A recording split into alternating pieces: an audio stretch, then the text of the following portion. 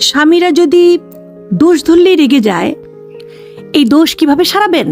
এটা কিন্তু সম্ভব, সত্যি কিন্তু সম্ভব। কিভাবে সম্ভব? কিভাবে স্বামীর দোষ সারাবেন? একটা উপমা চিন্তা করেন। আপনি কড়াইয়ের মধ্যে বেগুন ভাজি করছেন, তেল দিয়ে অনেকক্ষণ জাল দিয়ে বেগুন ভাজি করলেন, তারপরে বেগুনগুলো উঠিয়ে নিচে রাখলেন।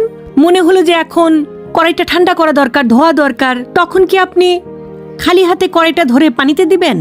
না। কেন দিবেন না? কারণ হাত পুড়ে যাবে। এটাই সমস্যাটা, এখানটাই হয়। আপনার হাজবেন্ডকে আপনি যেভাবে শুধরাতে চান সেটা হচ্ছে কড়াইটা ধরে হাত দিয়ে পানিতে ফেলার মতো, বা হাত দিয়ে গরম কড়াইটা মাজার মতো।